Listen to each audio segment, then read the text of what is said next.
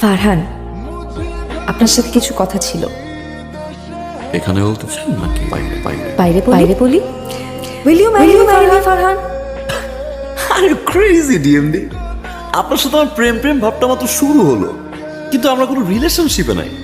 সেখানে বিয়ে, আমি আসলে ক্যারিয়ার এমন জায়গায় আছি, সেখান থেকে বিয়ে করা সোটা। আসলে ফারহান বাসা থেকে বিয়ের জন্য প্রেশার দিচ্ছে তো। আচ্ছা আপনি বলেন না আমার কি করা উচিত? Your life your choice. আপনি মন চাইলে বিয়ে করবেন, না চাইলে বিয়ে করবেন না। কি এটা? আমার ওয়েডিং কার্ড।